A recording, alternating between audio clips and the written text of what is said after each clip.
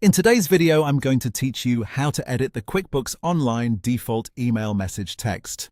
If you want your customer emails to sound more professional, more personal, or simply more consistent with your brand, QuickBooks Online gives you a simple way to customize the default message that goes out with your sales forms. This is especially helpful if you regularly send invoices, estimates, or sales receipts and want to avoid rewriting the same message every time. To get started, log into QuickBooks Online and head to your main dashboard. From there, look to the top right corner of the screen and click the gear icon.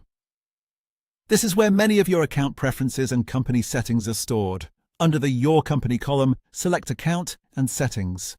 Once that page opens, look over to the left-hand navigation panel and click on Sales. This section controls many of the settings related to how your sales forms look and behave, including the message that appears in your emails. Next, scroll down until you find the Messages section. In that area, click the Edit icon, which looks like a small pencil. This will open the settings you need to customize your default email content. Now you'll see a Sales Form drop-down menu. Click that drop-down and choose the specific type of form you want to edit. For example, you might choose Invoice, Estimate, or Sales Receipt.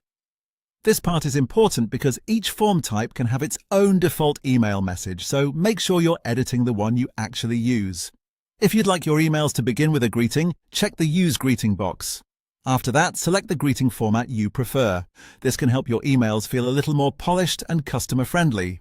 Then move to the email subject line and the email message text fields. Here you can rewrite the default wording however you like. Keep your message clear, professional, and easy for customers to understand.